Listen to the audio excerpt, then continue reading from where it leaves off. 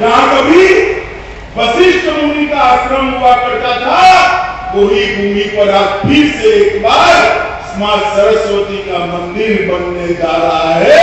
मैं योगी जी को बहुत बहुत बधाई देने जा रहा हूं।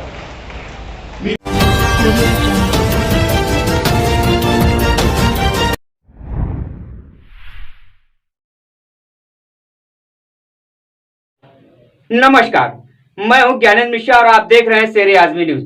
सबसे तेज और सबसे सटीक खबर देखने के लिए बने रहिए शेर आजमी न्यूज के साथ। अब खबर विस्तार से। सुहलदेव के नाम पर आजमगढ़ राज्य विश्वविद्यालय का नामकरण कर रहे अमित शाह ने पूर्वांचल के राजभरों को लुभाने की कोशिश की। मुख्यमंत्री योगी आदित्यनाथ ने कहा, यह विश्वविद्यालय आजमगढ़ को नई पहचान देगा। आजमगढ़ राज्य विश्वविद्यालय का शिलान्यास किया गया। जी हां, आपको बता दें कि यह आजमगढ़ के जहानागंज ब्लॉक का अस्पालपुर है। आजमबाद गांव है। दिन के 1:30 बजे हैं। ऊंचे आसमान में दो उड़न खटोले उड़ते दिखाई देने लगते हैं और कुछ ही पलों में उनकी आवाज भी सुनाई देने लगती है। आती हुई आवाजों की प्रतिक्रिया में 3 हैंगर टेंटों के भीतर कुर्सियों पर बैठे जनसैलाब से समवेत स्वर में आवाज वापस आसमान में लौटती है, जय जय श्री राम, जय जय श्री राम। फिर वही आवाज दोहराई जाती है। इसके पहले मंच पर विधान परिषद सदस्य यशवंत सिंह बैठे। आजमगढ़ सरगर्मी की ऐतिहासिक और पवित्रता पर अपने विचार रखते हुए आजमगढ़ राज्य विश्वविद्यालय की स्थापना से जनपद और दूसरे जनपदों की आबादी कैसे लाभान्वित होगी, इस पर विचार रख रहे हैं। रोजगार और उद्यम कैसे नई रूपरेखा बनेगी, इस पर रचना करते हैं। अचानक भाषण बंद होता है। यशवंत सिंह सहित सुरेश राणा और अन्य नीचे लोग हेलीपैड की तरफ उड़न खटोले की ओर बढ़ते हैं।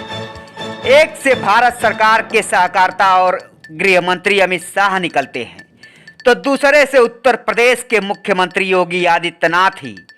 देखते देखते नेता मंच पर, साथ ही भारत सरकार के शिक्षा मंत्री धर्मेंद्र प्रधान, डिप्टी सीएम दिनेश शर्मा, उच्च शिक्षा राज्य मंत्री नीलम कटियार भी उद्घोषिका के डायस पर बुलावे पर उत्तर प्रदेश के डिप्टी सीएम और उच्च शिक्षा मंत्री दिनेश शर्मा आजमगढ़ राज्य विश्वविद्यालय की स्थापना का साकारता पर विचार रखते हुए आजमगढ़ की महान विरासत पर लक्ष्य करते हुए कहते हैं कि यह विश्वविद्यालय उत्तर प्रदेश का आधुनिकतम विश्वविद्यालय होगा, जो शिक्षा के क्षेत्र में क्रांति लाएगा। 108 करोड़ की लागत से बनने वाला यह विश्वविद्यालय आजमगढ़ में शैक्षणिक क्रांति लाएगा।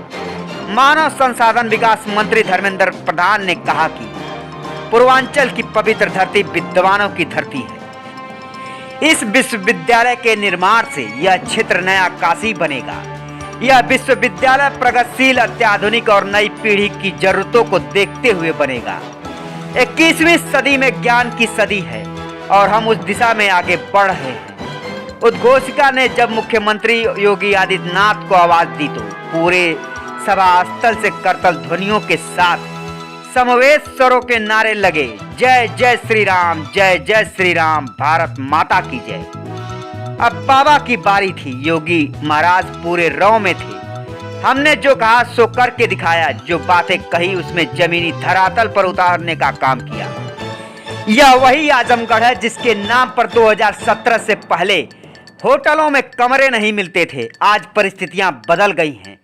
आज जिस विश्वविद्यालय की आधारशिला रखी जा रही है, यह आजमगढ़ को आरामगढ़ कर देगा। यह पहचान के संकट को बदल देगा। आजमगढ़ पहले से ही हमारे कार्य क्षेत्र का हिस्सा रहा है। 2007 में इसी आजमगढ़ में हमारे ऊपर हमला हुआ था। सिविली नेशनल कॉलेज में अजीत राय की हत्या हुई थी क्योंकि उन्होंने गणतंत्र दिवस पर वंदे मातरम का नारा लगा दिया था। आज कोई गुंडा किसी बहन बेटी को छेड़ने की हिम्मत करता है तो उसकी स्थिति दुर्योधन और दुशासन बना दी जाती है। लॉकडाउन में 1 लाख से अधिक प्रवासी श्रमिकों को आजमगढ़ आगमन हुआ, जिसकी व्यवस्था सरकार ने की। हमारी सरकार ने 7.5 लाख नौकरियां युवाओं को दी है, जबकि पहले की सरकारों में चाचा और भतीजा होता था।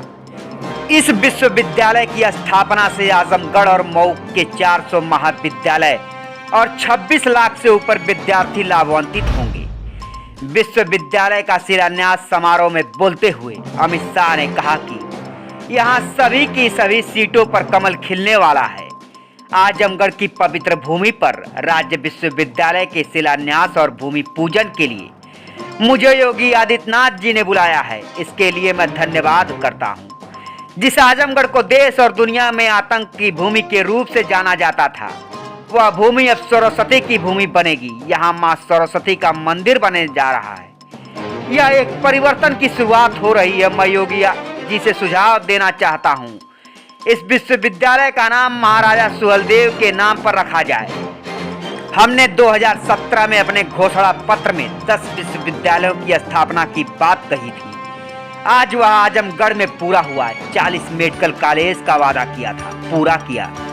उच्च शिक्षा में डिजिटल लाइब्रेरी की स्थापना तथा नई शिक्षा नीति को भूमि पर उतारने की कोशिश सरकार कर रही है। यहाँ जातिवाद तुष्टीकरण पर योगी जी पूर्ण विराम लगा दिया है और उत्तर प्रदेश में मच्छर और माफिया दोनों का सफाया योगी जी ने कर दिखाया।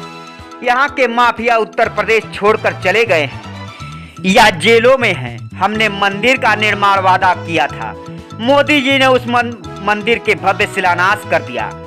जब मन मजबूत होता है तो धारा 370 हट जाता है। हमने करके दिखाया। अंत में बोलते हुए कहा कि आजमगढ़ की एक एक सीट पर नरेंद्र मोदी जी को चाहिए। मुख्यमंत्री फिर एक बार योगी आदित्यनाथ जी होंगे। 2022 में हम 300 के पार जाएंगे।